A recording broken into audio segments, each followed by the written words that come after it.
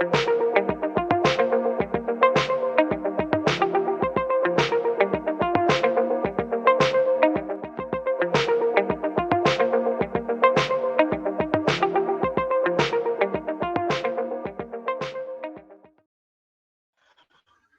que todo, les damos la bienvenida, la más cordial bienvenida en nombre del Instituto Confucio, de las universidades, las instituciones de Santo Tomás, es decir, Universidad, Instituto Profesional y Centro de Formación Técnica. Mi nombre es Alain Piñeiro, yo soy licenciado en Lengua y Cultura China de la Universidad de Estudios Internacionales de Beijing, ciudad y país donde viví durante 10 años. Luego hice un máster en Administración Turística en la Universidad Rey Juan Carlos, Madrid, España, y actualmente trabajo como profesor local en el Instituto Confucio Santo Tomás. Estamos listos, así que vamos a comenzar con nuestro taller complementario sobre turismo y compras en China, que en chino sería Zhongguo Luyou He Gou.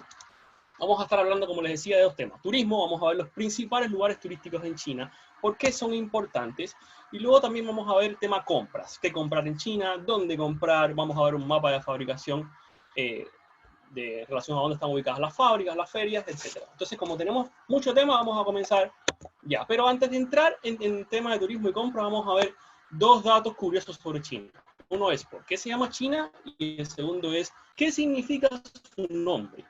Primeramente, tengamos en cuenta que el primer emperador que tuvo China fue el emperador amarillo, que en chino se conoce como Qin Shi Huangdi, en el 200 a.C., y ahí comienza la primera dinastía imperial, digamos, del cual los chinos se denominan hijos y nietos de Qin Shi Huangdi. Se le nombra el primer emperador a esta primera persona que logra unificar a todo un país en un mismo sistema de leyes y monetario, digamos hace con el control del ejército y unifica a toda una China que antiguamente estaba gobernada por señores feudales. A esta persona se le conoce como el primer emperador, el Qin Shi Huangdi, y a partir de ahí comienza la primera dinastía imperial. Entonces, hay una teoría bastante sólida de que el nombre de China proviene justamente de este señor Qin, o Qin Shi Huang, el emperador, porque se denominaba China el país de Qin Shi Huang, el país del emperador amarillo, que posteriormente pasó a ser el país de Qin o China, como le conocemos actualmente.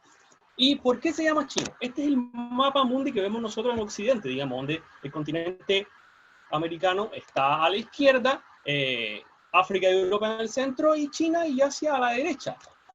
Pero los chinos no lo ven así. En realidad, en China, China está en el centro. Por eso se le llama el país central, que sería Zhongguo, país del centro.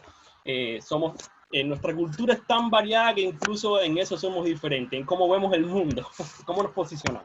Entonces, vamos a comenzar con nuestra categoría de turismo. Tengamos en cuenta que China es un país de 9 millones de kilómetros cuadrados. Tiene clima templado al norte en la capital Beijing, con temperaturas en invierno que pueden llegar a los menos 20 grados Celsius, y en verano pueden llegar incluso a sobrepasar los 40 grados en el mes de junio, julio. Mucho más al norte limita con Mongolia y todo el famoso desierto de Gobi, una zona que registra las temperaturas más bajas del mundo, en ciudades como Ulaanbaatar, la capital de Mongolia, que va a tener incluso hasta menos 40 grados Celsius. Al sur tiene clima y playas tropicales, como la isla de Hainan. Al oeste limita con la India a través de toda la zona montañosa del Himalaya, donde podemos encontrar la mayoría de las minorías étnicas que habitan en China, en la provincia de Yunnan, de como vamos a estar hablando más adelante, y la meseta de Qinghai del Tíbet y Xinjiang en el extremo noroeste del país. Por último, al este tiene el Mar Pacífico y los principales puertos turísticos y comerciales, de los cuales hablaremos también más adelante en nuestro apartado compras, muy importante. Por tanto, es una región rica en todo tipo de climas y lugares turísticos. Recordemos que China posee además una de las 7 maravillas históricas del mundo, la muralla, que ya todos conocemos, y además posee los soldados y caballos de terracota de la ciudad de Xi'an, un lugar que compite además por ser la 8ª maravilla del mundo junto al templo de Angkor Wat en Camboya. ¿Ya? Vamos a comenzar con nuestra categoría de turismo histórico. Nuestro primer lugar sería en nuestra categoría de turismo histórico sería la Gran Muralla China, declarada por la UNESCO Patrimonio de la Humanidad desde el año 1987 y como una de las 7 maravillas del mundo moderno en 2007. Se considera además la construcción más larga realizada por el hombre, un verdadero ícono de China en la actualidad, que en chino es Changcheng. Chang sería largo y Cheng ciudad, o sea, la larga ciudad, Changcheng. La muralla fue construida originalmente sobre el 200 a.C. por este primer emperador, el Qin Shi Huangdi, el emperador amarillo que comentamos al principio, y era originalmente de barro, tierra apisonada, como de adobe. Iba desde el norte de China, lo que se conoce como la cabeza del dragón, que actualmente comienza en el mar, hasta el oeste al norte del Tíbet. Su objetivo en realidad era impedir el paso de los hunos, que eran tribus nómadas. En aquel momento el ejército chino estaba concentrado en el sur, estas tribus de ejércitos militares nómadas atacaban por el norte, y era necesario impedir de alguna manera este ataque. A la hora de hablar de extensión de la muralla, hay que tener en cuenta que existen varias fases de construcción, comenzando por una muralla de barro en el 200 a.C., que medía entre 8.000 y 10.000 kilómetros aproximadamente, y terminando en la moderna muralla de piedra y ladrillo del año 1400 durante la dinastía Ming. Cuando se crearon además estas nuevas rutas por el centro del país para proteger a los comerciantes de la ruta de la seda, recordemos que esta ruta de la seda provenía originalmente desde Europa y terminaba en la ciudad de Xi'an. Los comerciantes se desplazaban a los pies de esta muralla para que les sirviera de sistema de defensa. Hace unos 5 o 6 años aproximadamente se realizó un estudio para medir todo lo que era considerado muralla, dígase la del 200 a.C. y la del año 1400. Y entre ambas midió un poco más de 21.000 kilómetros. O sea, imagínense la mitad de toda la vuelta a la Tierra, pero en versión muralla. A lo largo de los años le han puesto muchos sobrenombres, como el cementerio más largo del mundo, porque existen mitos que fue construida con los cadáveres de los soldados muertos, o también se dice que se ve desde la luna. Es cierto que a muchos de estos soldados o reos que participaron en la construcción de la muralla los iban enterrando a los costados de la muralla, pero no dentro específicamente. Y que se vea desde la luna es difícil. Puede que se vea la cordillera por donde pasa, pero la estructura como tal no creo. Pero en fin, el mito en realidad tiene su esencia en el misterio, ¿no? Así que mejor dejémoslo como un tema sin respuesta clara. En el lugar número 2 de nuestra categoría de turismo histórico tenemos a los famosos soldados y caballos de terracota de la ciudad de Xi'an, que en chino es Xi'an Pinmayong. Xi'an en chino significa paz del oeste. Xi es oeste y An es paz. Y bueno, Pinmayong son soldados y caballos de terracota. ¿Qué hace a este ejército de soldados y caballos de terracota un lugar tan especial? Es que primero que todo era un ejército de 10.000 soldados cubriendo, protegiendo la tumba del primer emperador, el emperador amarillo. ¿Y por qué 10.000 soldados? Porque en China el número 10.000 simboliza la eternidad. Por eso al reino del emperador se le llamaba el reino eterno, o reino de los 10.000 años. Entonces, este grupo de 10.000 soldados protegía toda la tumba del emperador. ¿Y por qué lo hace un lugar tan especial, o una figura tan especial? Es porque en términos o estudios antropológicos, los soldados son físicamente diferentes o distintos uno del otro. ¿Por qué? Porque fueron construidos en imagen y semejanza en el soldado de la vida real. O sea, el soldado que ustedes están viendo, o que vieron, fue un soldado que realmente existió. Así eran las características físicas de un soldado en el 200 a.C. Entonces se han utilizado para estudios además para saber identificar cómo eran los soldados chinos en el año 200 a.C. Bien, en el puesto número 3 está el Palacio Imperial o Ciudad Prohibida de Beijing, que en chino es Beijing Wukong. Beijing es ciudad o capital del norte, Bei es norte y Jing capital, y Wukong significa palacio viejo o palacio antiguo. Wu es antiguo y Gong es palacio. Y luego también está la plaza de Tiananmen. Tiananmen. Tian significa cielo, An es paz y Men es puerta, o sea, la puerta de la paz celestial. Que ahora son dos lugares con un significado independiente, pero originalmente eran todo parte de una residencia imperial. ¿Por qué se le conoce como ciudad prohibida? Pues porque no permitían la entrada de ninguna figura masculina que no fuera el emperador. O sea, habían las emperatrices, las concubinas y los eunucos, que eran los sirvientes castrados del emperador, los castraban para que obviamente no tuvieran relaciones con las mujeres que vivían dentro.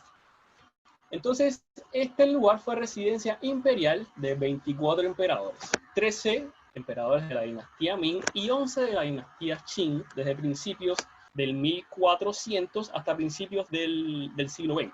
Y se le conoce hoy día también como el palacio museo más grande del mundo, con 900 metros de largo y unos 700 metros de ancho, unos 72.000 metros cuadrados aproximadamente.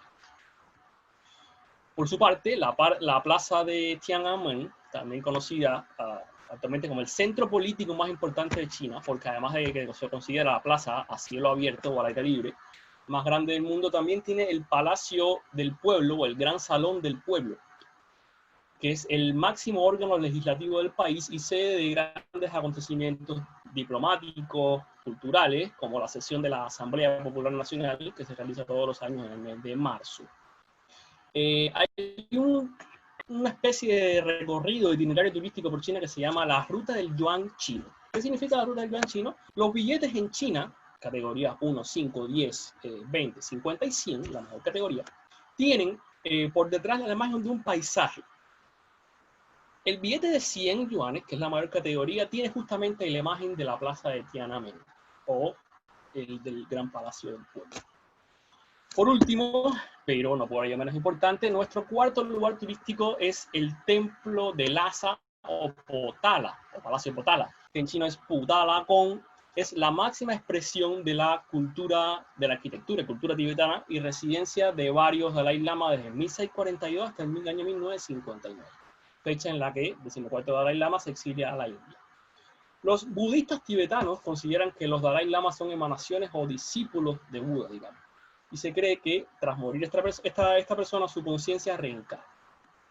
El monumento, el Potala, digamos, se eleva a una altura de unos 3.700 metros sobre el nivel del mar. Recordemos que toda la zona del Tíbet es parte de la meseta Qinghai, a los pies del Himalaya. El templo, además, fue clasificado como Patrimonio de la Humanidad por la UNESCO en el año 1994 y en su interior contiene miles de estatuas, pagodas, mandalas, murales y libros sagrados, los famosos sutras, con contenido relacionado al Dalai Lama y al budismo tibetano en China. Pero, como les comentaba, estos son apenas 4 de los principales lugares turísticos que podemos encontrar, ¿no? A modo de ejemplo tenemos también el Palacio de Verano y el Templo del Cielo, ambos en Beijing, al igual que la muralla y la ciudad prohibida y la plaza de Tiananmen. Tenemos también las grutas de Mogao en la ciudad de Gansu y las grutas de Longmen en la ciudad de Luoyang, que ambas son como una tierra santa del budismo en China, digamos. Son montañas sagradas con cientos de grutas y miles de figuras de imágenes y murales con relación a Buda. Dos lugares realmente maravillosos. En la misma ciudad de Luoyang tenemos también el Templo del Caballo Blanco, o Pai Ma Si, conocido como el primer lugar de peregrinación budista en China, digamos, donde llegaron los primeros monjes budistas provenientes de la India. Hay otra ciudad que también conserva un casco histórico muy, muy tradicional original que se llama Pingyao, que está justo a la mitad entre Beijing y Xi'an, son como 2-3 horas en tren aproximadamente. De aquí, en esta ciudad, es realmente un pueblito, te da la sensación de haber regresado en el tiempo unos 100 años. Es muy, muy lindo. En fin, la lista de lugares turísticos históricos es interminable, pero vamos a pasar a nuestra siguiente categoría, que es turismo cultural y de naturaleza. No podemos hablar de turismo en China sin mencionar su cultura y sus paisajes, como todos sabemos. En ese sentido, la provincia de Yunnan, que en chino significa nube sur, Yun es nube y Nan es sur. Esta zona en realidad se lleva las palmas en cuanto a turismo cultural y de naturaleza y se merece un apartado propio. ¿Por qué? Porque acá conviven la mayoría de las minorías étnicas que tiene China. Es un paraíso multiétnico. La provincia tiene la capital en Kunming, en el suroeste del país, y es frontera con Vietnam, Laos, Myanmar o Birmania. En China existen 55 minorías étnicas que representan el 7% de la población de todo el país. El otro 92% pertenece a la etnia Han. De ahí viene la denominación que ya muchos conocemos de Hanyu, que es idioma chino. Hanyu, Han por la etnia y Yu de idioma, o sea, idioma de la etnia Han. Estos grupos minoritarios tienen mezclas con vietnamitas, tailandeses, mongoles, tibetanos, indios, y estas 25 minorías nacionales que pueblan Yunnan representan en realidad a más de 400 grupos culturales que a su vez pertenecen a un puñado de familias etnolingüísticas, por ejemplo las lenguas tibetano-birmanas. Las personas que habitan en toda esta región tienen diferentes expresiones, rasgos faciales, digamos, comportamientos en general. O sea, tienen otra cultura, básicamente. Es como estar en China, en una China diferente. La comida, la arquitectura, todo es distinto al resto de China. Es como una combinación de varios países y culturas en una sola zona. En cuestión de paisajes y turismo natural, tiene el bosque de piedra de Kunming, que en chino es Shilian, que es un conjunto natural de piedras kársticas de 400 kilómetros cuadrados, con grutas y ríos subterráneos con apariencia de bosque. De ahí su nombre, de Shilian. Al tener frontera con Vietnam, comparten también la cultura del arroz. Seguro muchos han visto estas laderas de montañas todas sembradas, llenas de cultivos con agua. Pues esto es lo que se conoce como las terrazas de arroz, que como paisaje es de lo mejorcito que podrás ver en Chile, sinceramente. Si el clima te lo permite, obviamente, ¿no? Porque al ser una zona de montaña hay mucha humedad y neblina. Terrazas de arroz en realidad hay muchas, pero una de las turísticamente más conocidas son los arrozales de Yuanyang, que ocupan 3 grandes montañas y son habitados y cultivados por la etnia o pueblo Han o Hansu, el pueblo Han. Por último, Yunnan tiene el casco histórico de las famosas ciudades de Lijiang y Dali, que son lugares patrimoniales con cientos de comercio, casas de té y viejas mansiones. Toda una zona con mucha vida, sobre todo en primavera, dígase durante los meses de marzo a mayo, junio aproximadamente. Y seguro también muchos han escuchado también hablar de Shangri-La, que originalmente se refería a un lugar ficticio de la novela Horizontes Perdidos del británico James Hilton, perdón, que también se utiliza como término descriptivo de cualquier paraíso terrenal y que se refiere además a un famoso palacio o monasterio tibetano conocido como Palacio Potala de Yunnan. Ojo, que no es el Palacio Potala de Lhasa que comentamos anteriormente, es otro muy parecido. A todo este lugar o ciudad también se le conoce como la puerta de entrada a la cultura tibetana o el paraíso perdido, por la belleza de sus paisajes y de los múltiples hoteles de lujo que se han creado para el disfrute del turista. Un verdadero paisaje en realidad. Continuamos con nuestro recorrido de turismo, de cultura y naturaleza, y en segundo lugar tenemos el Parque Nacional de Changjiajie. Seguro muchos lo han visto, porque pasó a tener fama mundial hace unos años porque en estas zonas fue donde se filmó la conocida película de Avatar. Es toda una maravillosa zona montañosa con pináculos o torres de piedra, digamos, cubiertas con vegetación. Una de estas torres fue justamente rebautizada con el nombre de Montaña Aleluya de Avatar por justamente su parecido con la película. El parque fue incluido en 1992 en la lista del Patrimonio Mundial de la UNESCO y posteriormente el gobierno de la provincia de Hunan invirtió seriamente para aprovechar todo su potencial turístico. Para esto se construyeron, muchos han visto el famoso puente de cristal más largo y alto del mundo. Hay miles de videos circulando de personas caminando o arrastradas por todo este puente, que forma parte importante también de todo el marketing que ha recibido esta estructura a nivel mundial, digamos. El puente tiene 430 kilómetros de largo, 6 metros de ancho y con capacidad para unos 8.000 turistas al día, cosa que en China 8.000 personas no es un gran número para toda la población que existe. Le siguen las 5 montañas del taoísmo, 5 montañas sagradas del taoísmo en China, que serían la Taishan, Huashan, Hengshan, nuevamente Hengshan y Songshan. Las montañas están distribuidas en relación a los puntos cardinales, teniendo en cuenta un punto central. El primero sería el monte Tai, al este, en la provincia de Shandong. Al estar ubicado al este, es famoso por sus amaneceres y en realidad es considerada como la montaña más importante de todas. En el lado opuesto, o sea, al oeste, se ubica el monte Hua, en la provincia de Shanxi, y como está al otro lado, es famoso por sus atardeceres, digamos. En el norte está el monte Heng, que se le llama a veces montaña del norte para distinguirla de la montaña del sur, que también, como ya vemos, tiene el nombre de monte Heng, pero con otro carácter. y que se encuentra en la provincia de Hunan al sur de China. Y por último, en el centro, el monte Song, en la provincia de Henan, en la orilla sur del río Amarillo. Y hablando del río Amarillo, pues tenemos el pie perfecto para nuestro siguiente y último lugar en la lista de cultura y naturaleza, que son el río Yangtze y el río Amarillo. Ambos son los dos afluentes más importantes de China. El primero, el Yangtze, es el más grande del país, y el continente asiático en general, con más de 6.000 kilómetros de largo, que comienza desde la región del Tíbet, en la meseta Qinghai que comentamos, y termina en el mar cerca de la ciudad de Shanghai. El río Amarillo comienza en la meseta Qinghai del Tíbet, haciendo un recorrido por todo el norte y centro del país hasta terminar en el mar de Bohai, muy cerca de la capital, Beijing. Uno de los principales atractivos de ambos ríos son los paisajes que puedes ver navegando por ellos, porque fluyen entre montañas en gran parte de su recorrido.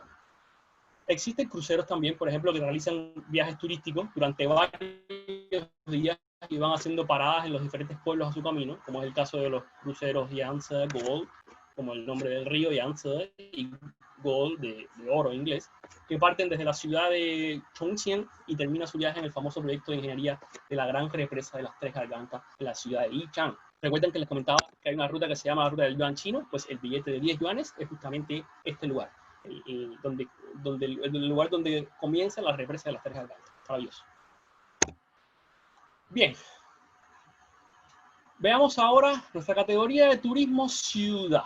Dígase todo lo que conforma una ciudad moderna en cuanto a atractivo turístico. Obviamente, la guinda de la torta en cuanto a mega metrópoli futurista, modernidad y tecnología, en este caso la ciudad de Shanghai. Algo impresionante y digno de admirar en cuestión de adelanto y desarrollo. Pero veamos por qué. Shanghai, que en chino es Shang, es sobre algo o arriba, y Hai es mar, o sea, sería sobre el mar, refiriéndose a la ciudad, digamos, sobre el mar.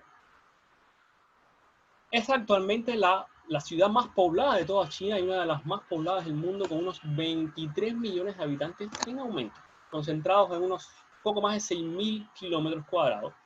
Esto representa una densidad poblacional de aproximadamente unos 4.000 habitantes por kilómetro cuadrado. De modo comparativo, imagínense que es más de la población de todo Chile en la mitad de la superficie de la ciudad de Santiago. La ciudad posee también el mayor puerto del mundo por volumen de mercancías, además de ser administrada también como la categoría de ciudad autónoma. ¿Qué significa esto de ciudad autónoma? Es una división administrativa con estatus especial. O sea, que el gobernador o alcalde de Shanghai, por decirlo de una manera, tiene la autonomía legislativa y ejecutiva para administrar la ciudad. Shanghai es considerada además la capital económica de China. Tiene lo que se considera actualmente como el rascacielos más alto de todo el país y el segundo a nivel mundial, que sería la Torre de Shanghai, con 632 metros de altura en el distrito financiero. Para que tengamos una idea, el Costanera Center de Santiago tiene 300 metros de altura. O sea, es el doble del Costanera Center. En tema de transporte, el metro de Shanghai es el segundo más grande de toda China, después del metro de Beijing, digamos, con unas 20 líneas actualmente, una extensión de casi 1.000 kilómetros con 500 estaciones en operación y 18 millones de viajes al día. Shanghai posee también la primera línea comercial de tren de alta velocidad no tripulado y desplazado mediante levitación magnética o sin ruedas, que fue la primera construida en el mundo en el año 2003 bajo el nombre de tren maglev, que en chino es Ziyuanfu, y que entró ese mismo año en el libro de los récords Guinness como el tren comercial no tripulado más rápido de su tipo, a alcanzar los 431 kilómetros por hora. Desde su apertura se utiliza como línea de conexión con uno de los aeropuertos de la ciudad. Imagínense que recorre 30 kilómetros en 7 minutos. Es como ir del Costanera Center al aeropuerto de Santiago en 7 minutos. Perdonen tanta comparación con Santiago, solo para que tengan una mejor referencia. Por tanto, se darán cuenta que hasta tomar el metro en Shanghai es una atracción turística. No te puedes ir de este mundo sin haber vivido la experiencia de tomar el metro en la ciudad más poblada de China en hora punta junto a otras 10 millones de personas. Es algo interesante, digamos. Veamos el resto de la categoría de turismo, de destino turismo ciudad. En realidad, todo núcleo urbano de China actualmente son ciudades desarrolladas, algunas con más de 10 millones de personas, 10 millones de habitantes.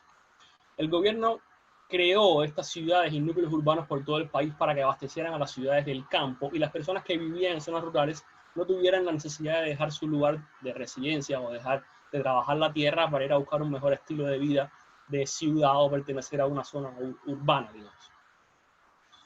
Guangzhou o Cantón, Shenzhen y la ciudad de Xi'an, que vamos a ver un poco más adelante, son casos realmente, son ejemplos de ciudades, de grandes ciudades. ¿Por qué? ¿Por qué agrupamos, por ejemplo, a Guangzhou y Shenzhen en un mismo concepto de ciudad? Porque desde los años 80, durante el gobierno de Deng Xiaoping, se creó la zona especial de Shenzhen, que consistió en la unión con Cantón para ser declarada una mega ciudad, la más poblada hasta este año 2020, con unos casi 50 millones de personas entre ambas ciudades, y de donde probablemente se basó la famosa expresión de que China se considera la fábrica del mundo, porque aquí se produce realmente de todo. Si las analizamos por separado, Guangzhou en chino significa amplia o ancha región administrativa. Guang es amplio y Zhou es el clasificador de región o prefectura. Esta zona fue clasificada por la revista Forbes como la mejor ciudad comercial del continente asiático entre los años 2013 y 2015. En aquel momento la ciudad tenía la mitad de la capacidad petroquímica de toda China, imagínense. Producía un tercio de las exportaciones de todo el país y 7 de cada 10 juguetes del planeta, y buena parte de los artículos electrónicos también, teléfonos, celulares y ropa, que circulaban en el mundo provenían de esta zona particular. Por otra parte, Shenzhen en chino significa surco profundo, imagínense. Surco de un campo en este caso. Shen es profundo y surco. Y Chen es surco. Así que imagínense lo que había en esta zona hace 30, 40 años. El nombre lo dice todo, ¿no? Hace 30 años era un pueblo de pescadores rodeados de arrozales, pero actualmente posee el cuarto edificio más alto del mundo, con una población de alrededor de 12-13 millones de personas y en aumento. Y es conocida también por muchos como el Silicon Valley de China, Valle de Silicona de China.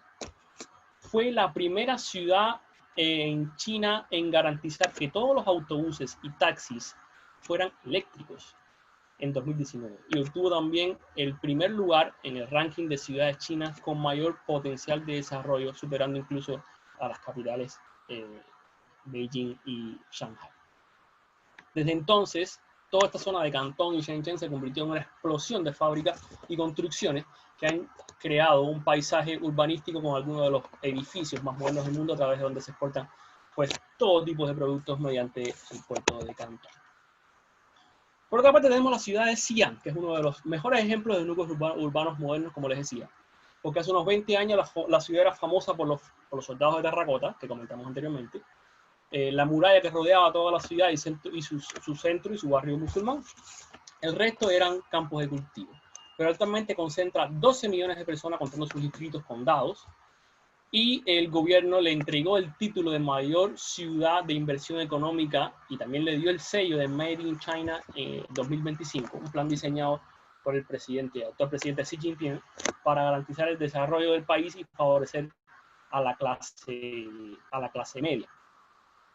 Al estar ubicada además en el centro del país, la ciudad también se considera un puente de comunicación entre China y el mundo.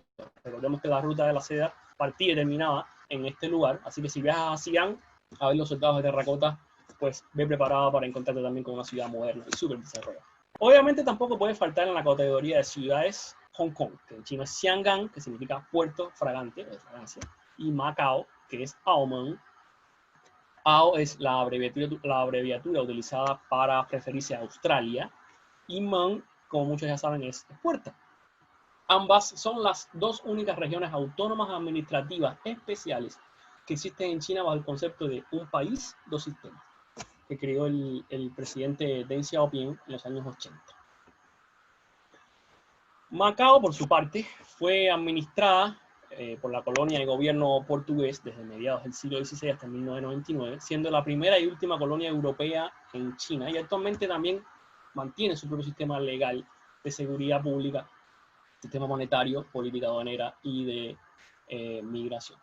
Hong Kong tiene todo un enorme distrito financiero como una de las bolsas de valores más grandes del mundo, una zona repleta de rascacielos que se puede apreciar desde la colina Victoria, y Macao es una de las regiones más ricas del mundo porque desde 2006 se convirtió en el centro de juego más importante de toda Asia y que actualmente compite además como Las Vegas, con Las Vegas el número de casinos y máquinas de apuestas.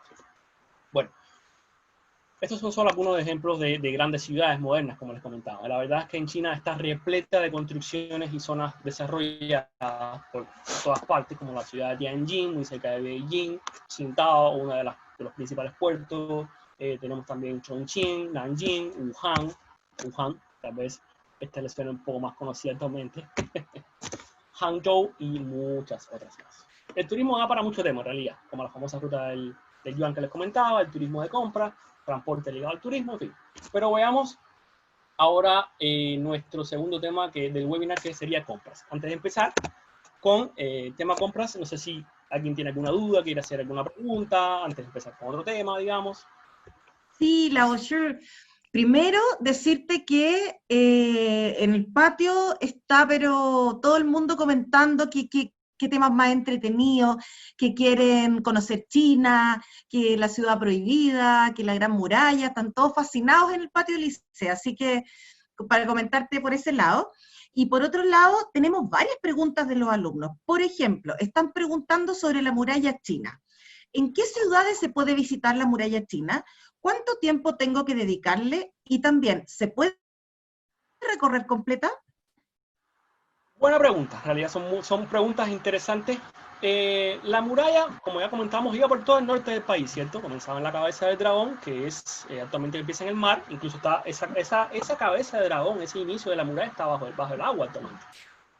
Y terminaba en el noroeste del país, en la frontera con el Tíbet. Como la muralla actualmente no tiene un significado militar, no se utiliza para temas militares, solamente es temas turísticos, digamos, pues actualmente la puedes visitar en todo el norte del país, pero la mayoría de las zonas no puedes acceder a ellas. Recordemos que la muralla va por las montañas, por lo alto de las montañas, por lo tanto, para poder llegar tienes que hacer trekking. Ahora, la capital, Beijing, es la ciudad donde ha habilitado el mayor número de lugares turísticos para visitar la muralla. Son alrededor de unos 4 o 5 lugares turísticos habilitados, pensados para que el turista pueda llegar a la muralla. Hay zonas como Padalien, Mutianyu. Esta zona de Mutianyu incluso tiene una telecilla y luego te puedes tirar en un tobogán, con un raíl. Esto es un show.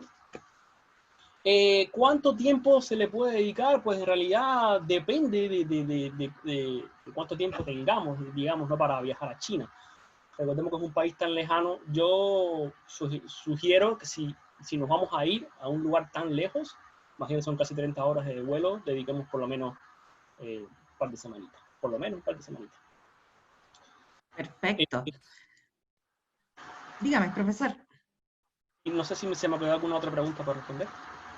Sí, hay varias. Están preguntando, por ejemplo, si se necesita hablar necesariamente chino o hablando inglés se puede viajar a China. Buena pregunta. Mira, lo ideal es que se logre hablar un poco de chino antes de ir, tomar un par de cursitos a nivel básico para ir con alguna idea, porque recordemos que en China nadie habla inglés, solo chino. En algunos lugares turísticos puedes que te encuentres un hello por ahí, pero nada más que eso. Entonces, si podemos estudiar un poco antes para poder hacernos entender de picante, no picante, caliente, frío, quiero, no quiero, al menos lo básico sería lo ideal. Y luego, estando allá, si vamos a tomar algún tour, que sea también con personas de hispanohablantes nativos. ¿Por qué? Porque cuando te encuentras, digamos, un extranjero viviendo en China que se dedica a ser de guía de turismo, ¿por qué? Porque es una persona que te puede contar sobre la historia de China desde la perspectiva del extranjero. O sea, cómo lo vive él como extranjero, al igual que lo vivirías tú si te fueras a vivir a China. Entonces, sí, realmente es importante que nos manejemos un poco en el idioma antes de adentrarnos en tierras tan lejanas, digamos. Perfecto. También están preguntando, Lao Shu, ¿qué época del año es más recomendable ir a China? Yo diría que primavera y otoño. Y si me tengo que quedar con una de las dos, pues yo elegiría la época de primavera, que es entre los meses de marzo, abril, mayo, donde aún no hace mucho frío y tampoco mucho calor. Ahí tenemos también la Semana Santa, que es como una semanita más o menos que podemos aprovechar para extender un poco el viaje. Y está todo floreciendo. Y es muy bonito, sobre todo la época de los cerezos en China. El florecimiento de los cerezos es un espectáculo. Eso se da en la temporada de abril, más o menos, mediados de abril. Perfecto. Profesor, ¿le parece que sigamos con el segundo tema y después seguimos haciendo preguntas en beneficio del tiempo? Parece, muchas gracias por las preguntas y bueno, ahí al final podemos hacer un par más. Exacto. Adelante, Lauscher. Muchas gracias. Ya. Entonces, comencemos con el famoso y ya conocido dicho de que China se considera la fábrica del mundo. O sea, acá puedes encontrar de todo. Escapa un poco a tu imaginación, en realidad, todo lo que se produce en China. ¿Qué comprar en China? Gran pregunta. En realidad, esta es una pregunta muy amplia, pero en esta categoría vamos a enfocarnos más en los productos locales autóctonos que en la manufactura a gran escala, digamos. ¿Qué productos serían esos? Pues tenemos el jade, la seda y la porcelana. Bien, el jade, que en chino se pronuncia yu, es considerada una piedra preciosa en China, pero que a diferencia del diamante o piedras preciosas, no tiene un estándar internacional de clasificación. En China tiene más valor incluso que el oro. De hecho, existe un proverbio chino que dice Huang Jing Liu Jia Yu Wu Jia. Se traduce como que el oro no tiene un valor, pero el jade tiene un valor incalculable. Es algo parecido al lapislázuli acá en Chile. Solo que en China, además de ser considerada una piedra de gran valor, también está relacionada a lo espiritual. Se considera una piedra pura y se utiliza como amuleto para la buena suerte, por ejemplo, y puede tener tonalidades de verde, blanco o incluso rojo. Una de las piezas más antiguas de jade proviene de China, obviamente, que sean, digamos, la pieza más antigua que se encontró en Latinoamérica se descubrió en las excavaciones de Teotihuacán, en México.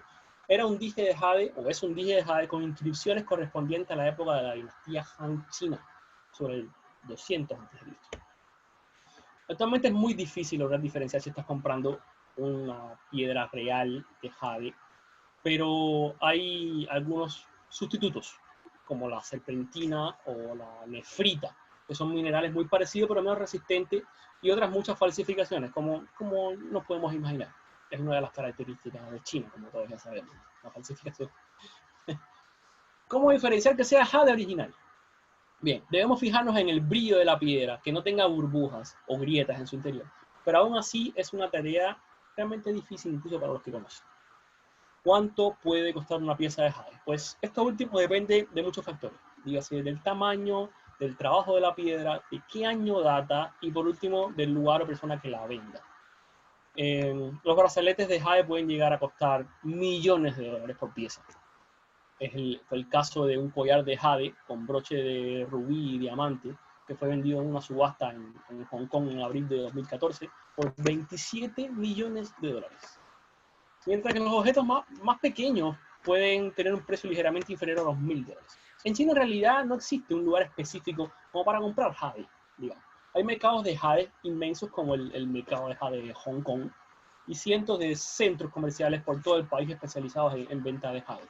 Es algo que verás realmente donde quiera que vayas en China. Algunos son falsos y otros pues, originales. La seda. Si por otra parte no eres fan de las piedras preciosas o buscas algo de menor presupuesto, pues tal vez una pieza de seda, que en China es si, sea pues el regalo ideal. La seda termina siendo algo tan perfecto, suave, brillante, sin arrugas, que en China hay un proverbio, un Chengyu, como se dice proverbio en China, Chengyu, que usa esta palabra o carácter si para referirse a algo meticuloso o sin errores. Y sería yi si bu gou, yi si bu gou. Yi si es un poquito y bu gou es sin descuido o sin error. Entonces recordemos que el comercio de la seda entre China y Europa es legendario.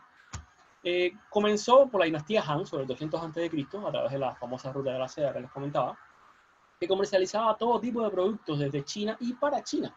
Como todos sabemos, la seda la produce un pequeño gusano, y en aquel momento podía comercializar el material, pero no el animal que lo producía, porque teniendo el gusano, pues tenía la producción de la seda, obviamente, ¿no? Si te pillaban con gusanos de seda, podías ir preso incluso. Fue justamente el caso del padre del famoso Marco Polo. ¿Cuánto cuesta una pieza de seda? Pues es algo parecido al jade. Depende del diseño, si es una pieza antigua o moderna, del porciento de seda que contenga y en qué lugar la compras también.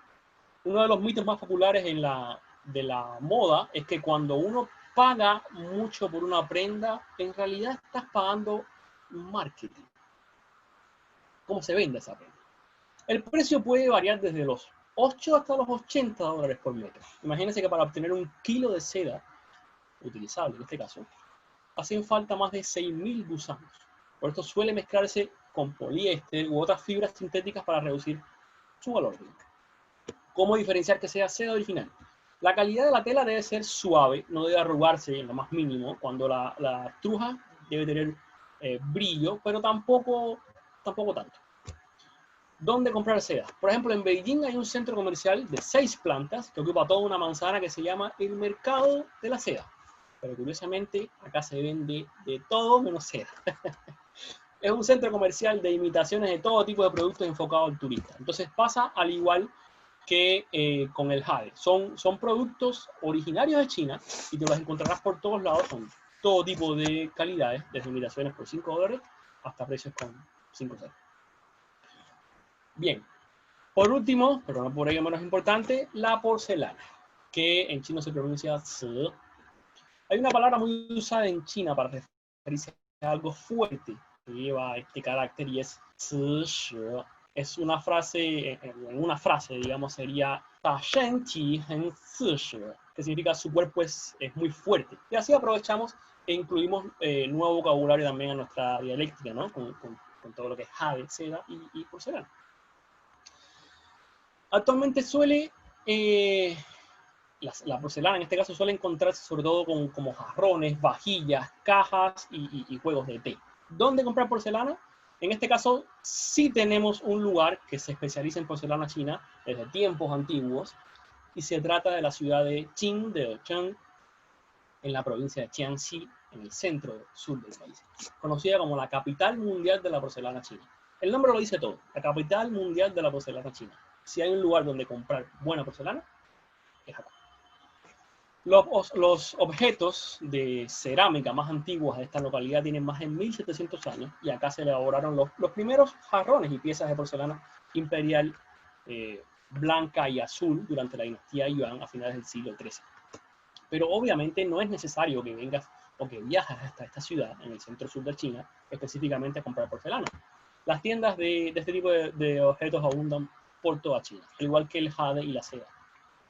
¿Cuánto puede costar una pieza de porcelana? Pues como al igual que el resto, todo es cuestión de detalles. Las rajaduras, las decoraciones, el nombre o emblema del fabricante, las burbujas en el acabado influyen mucho en el precio de la pieza de manera muy significativa.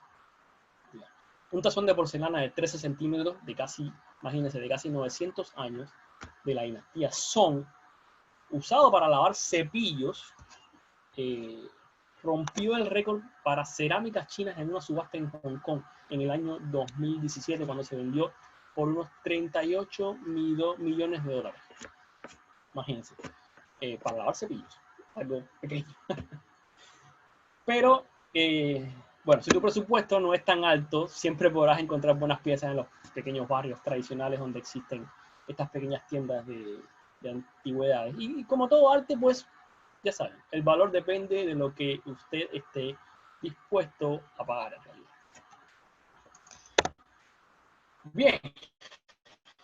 Veamos ahora una descripción de las fábricas y productos distribuidos según su ubicación geográfica, lo que sería un mapa de fábricas en China. Tengamos en cuenta que los principales puertos de China se ubican estratégicamente en la zona este del país, en ciudades como Tianjin, Qingdao, Shanghai o Guangzhou. Desde acá salen la mayoría de los barcos, tanto para el continente americano como para África y Europa. Por tanto, existen 3 grandes zonas industriales que concentran cerca del 70% de las fábricas de todo el país, y que se han ido desplazando y ubicando convenientemente cerca de estos puertos o en las rutas comerciales, tanto terrestres como marítimas, que unen las diferentes ciudades chinas con las zonas de salida al mar. Esto se debe también a una estrategia geopolítica y económica del gobierno para el acceso a las materias primas. Por ejemplo, toda la minería pesada está en el norte del país, por tanto, toda la industria pesada también se encuentra en el norte en su gran mayoría. Y esto responde también a un plan de protección laboral. Dígase capacitar a un trabajador para que realice cierta labor, y si en algún momento queda desempleado, pues no debe moverse a otra región para hacer el mismo trabajo o tener que volver a capacitarlo en otra área o industria, ¿no? Como todo está ubicado en una misma zona, ese trabajador puede cambiarse de fábrica en la misma región, y así se reduce también el desempleo y el costo laboral. Esto se conoce, toda esta logística geopolítica se conoce como el efecto clúster, o clúster, como se llama, donde la mayoría de las industrias, fábricas o establecimientos comerciales se agrupan en regiones por categoría, así nunca están aislados de la competencia. La primera zona industrial se denomina área comercial de la bahía de Puoja. Se concentra en el norte del país y abarca las ciudades de Tianjin, Beijing y Qingdao, así como las provincias también de gran tradición productiva como Shandong, Hebei y Liaoning. ¿Qué industrias encontramos acá? Pues acá tenemos siderometalurgia, petroquímica, aviación, astilleros y automoción. La segunda zona industrial abarca la ruta comercial de Shanghai y se denomina Área Económica del Delta del Río Yangtze, que incluye ciudades como Nanjing, Suzhou, Hangzhou, Ningbo, además de 4 aeropuertos y 5 largas líneas de ferrocarril para la gestión de toda esta zona comercial geográfica, que abarca también además una población de 100 millones de personas. ¿Qué se fabrica en toda esta área industrial de Shanghai? Pues la industria se concentra en la fabricación de muebles, cristales, electrodomésticos, artículos del hogar, materiales de construcción, vehículos, a motor en este caso, dígase toda la industria automotriz, bicicletas y manufacturas de metal principalmente. La tercera y última zona industrial sería el área comercial del delta del río Perla, que engloba a las ciudades de Guangzhou, Cantón y Shenzhen, que comentamos anteriormente, la megaciudad de 50 millones de personas. ¿Qué productos encontramos acá? Pues esta área se caracteriza por la fabricación de electrónica, iluminación, textil, productos para la construcción, calzado, juguetes, entre muchas otras cosas. Características positivas de estas 3 áreas. En la primera son la alta capacidad de producción y la desarrollada infraestructura productiva y logística. En la segunda zona podemos tener una oferta de productos mucho más amplia y a precios más económicos. Y por último, en la tercera zona de región, su punto más fuerte son los altos estándares de calidad y la tradición exportadora de sus fábricas, acostumbradas a trabajar con empresas de todo el mundo. Aspectos negativos: estas zonas poseen una alta concentración de producción para satisfacer la demanda interna. La segunda área tiene fábricas de bajo coste, con niveles de calidad relativamente bajos, en los que se ha de prestar atención especial a las copias y derechos de los productos. Y en la tercera región, la oferta de precios es más alta respecto a otras zonas comerciales.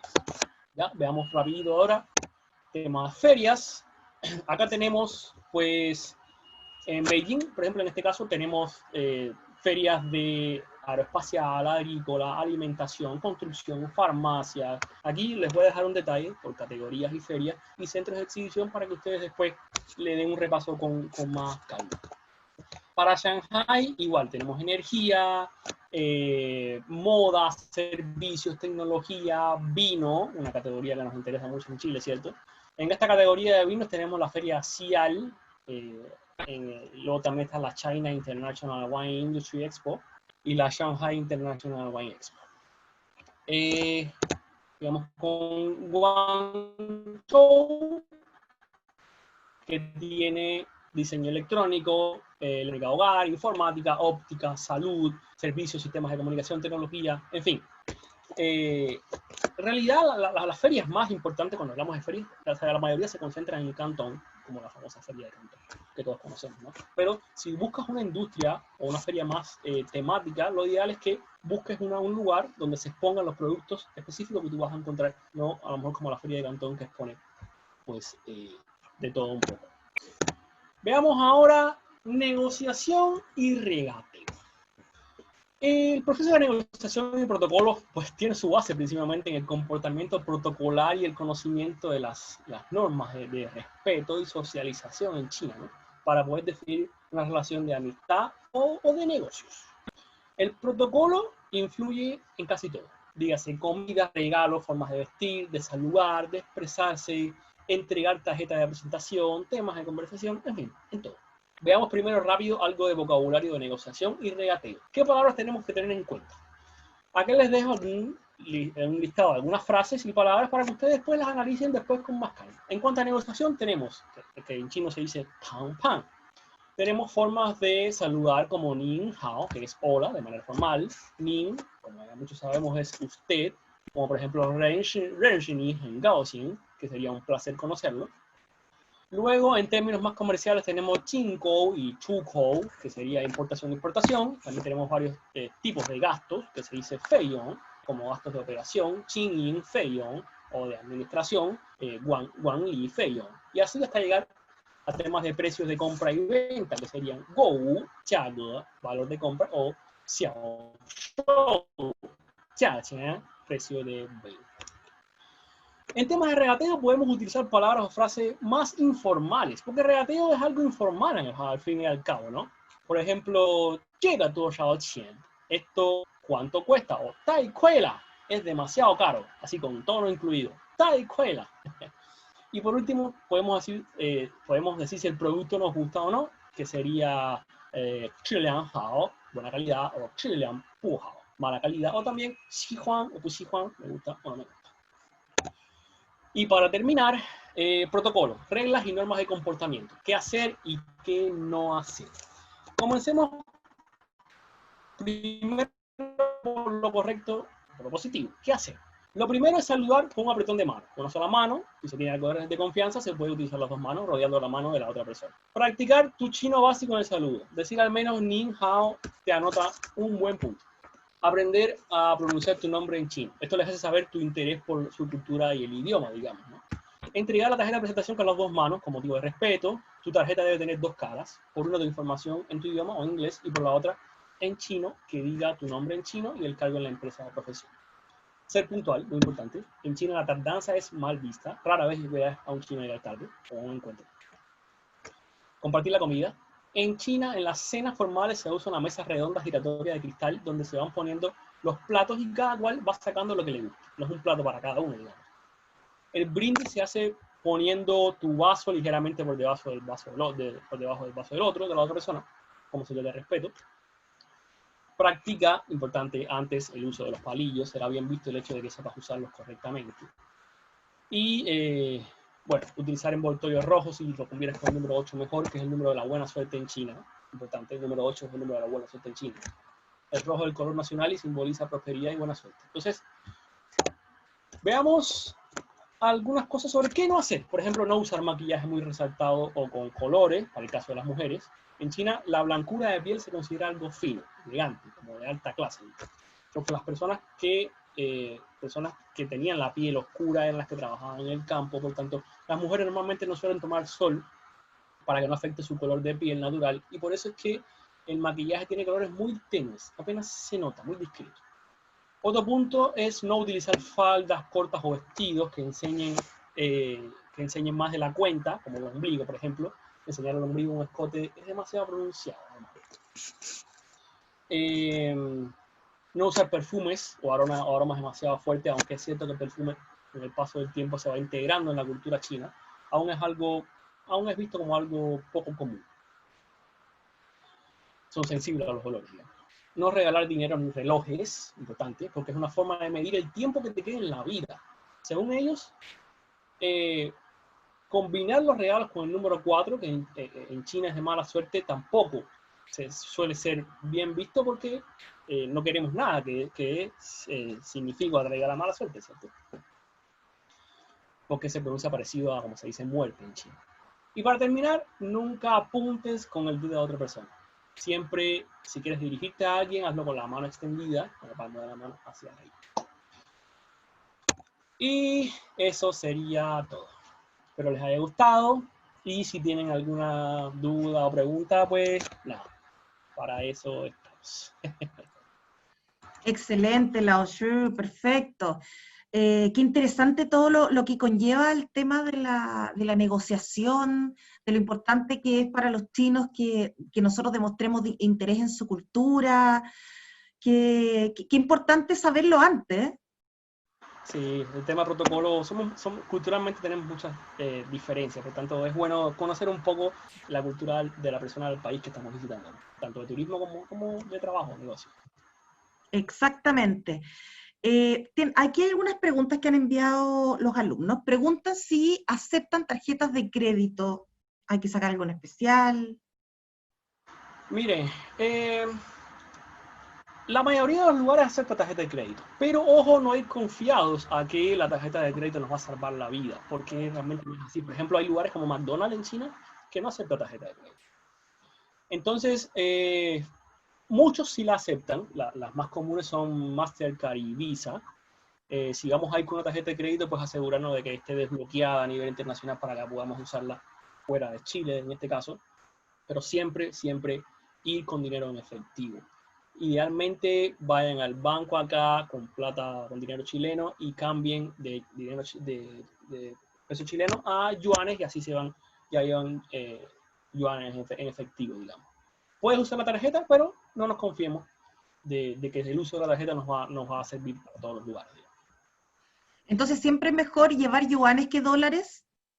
Siempre es mejor llevar, si puedes cambiar los yuanes acá, mucho mejor. ¿Por qué? Porque así las cambias directo de tu moneda chilena al yuan. Sin embargo, si cambias de peso chileno al dólar y luego llegas allá y del dólar lo cambias al yuan, ahí vas a perder mucho en relación a los cambios, digamos, ¿no? Lo ideal es que tú cambies de una moneda a otra directamente y lo cambies en tu país acá porque te van a dar un cambio oficial las casas de cambio. Sin embargo, si llegas obviamente no, si llegas con peso chileno a China no te lo van a cambiar, pero si llegas con o euros, puede que a lo mejor corras el riesgo de que te lo cambien a un precio, a una tasa que no es la más adecuada, digamos. Entonces lo mejor es cambiarlo acá.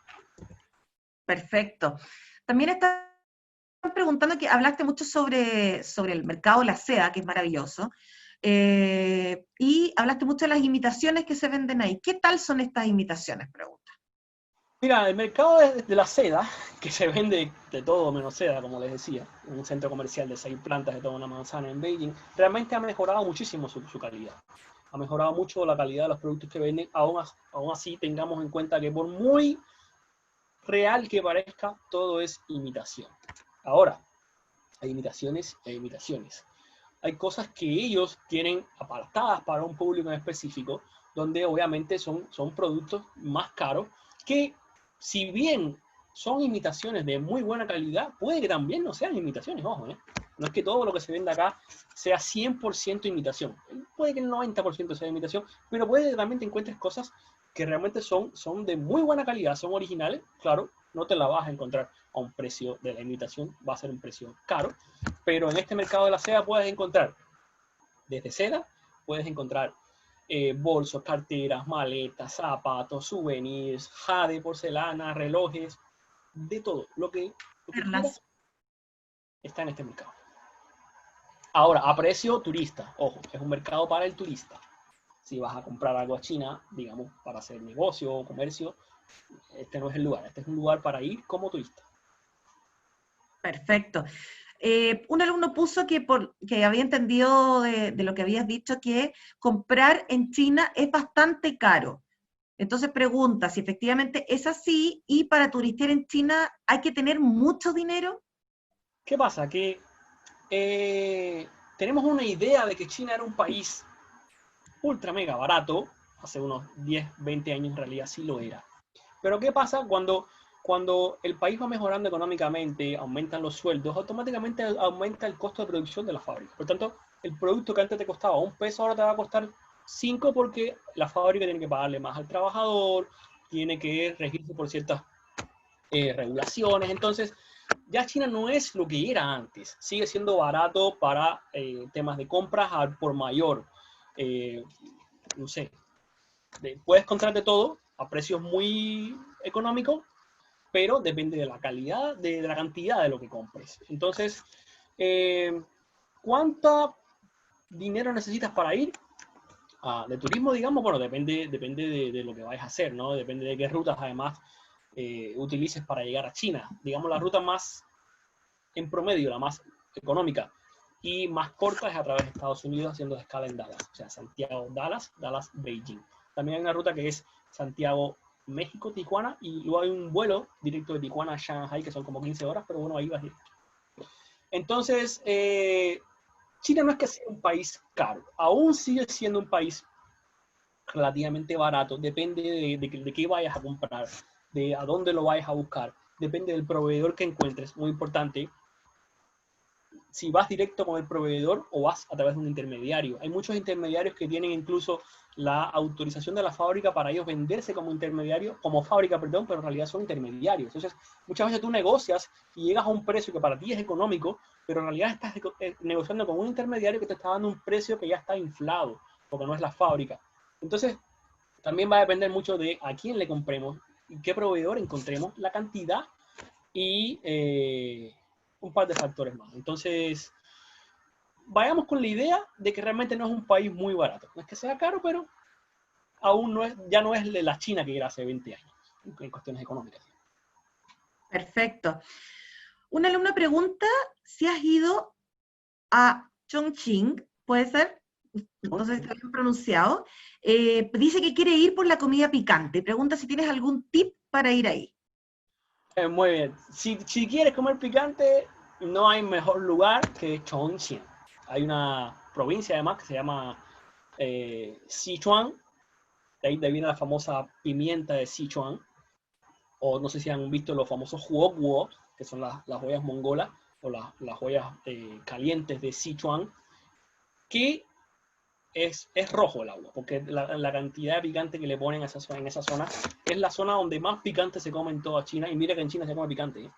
Pero si eres atrevido y quieres comer picante, pues Chongqing, Sichuan es lo ideal. Ahora, tienes que ir con tiempo porque son ciudades o provincias que no se encuentran muy cerca de las capitales como Beijing o Shanghai. Tienes que tomar un tren, hay tren bala, hay tren de alta velocidad en toda China. O sea, vas a tener que dedicarle un par de días más, pero se puede hacer. Perfecto. También preguntan si, mira, aquí hay una alumna que dice, tiene la duda si al viajar a Cantón, ella siendo estudiante básica de chino mandarín, si le van a entender. Si ella habla chino mandarín, ¿en Cantón le van a entender? Buena pregunta.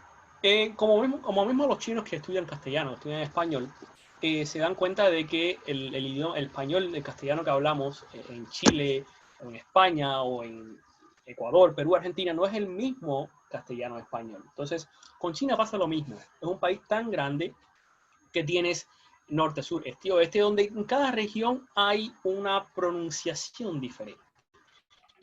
A modo de ejemplo, no sé si han visto alguna novela o alguna noticia en China. Todo lo que sea noticia en China trae subtítulos. ¿Por qué? Porque hay muchas personas que aún no entienden ni siquiera su propio idioma, el mandarín, digamos, porque hablan dialectos. Son personas de minorías étnicas que hablan dialectos. En Cantón, por ejemplo, se habla cantonés. Obviamente el mandarín es el idioma oficial nacional. O sea, si hablas mandarín, te van a entender en todos lados. Ahora, puede que te resulte un poco más complicado que te entiendan en Cantón al sur de que te entiendan en Beijing, que se habla en mandarín oficial. Porque en Cantón tiene el cantonés, que es uno de estos dialectos, y inevitablemente se mezclan un poco el uno con el otro. Por ejemplo, leche, que en Beijing sería Niona.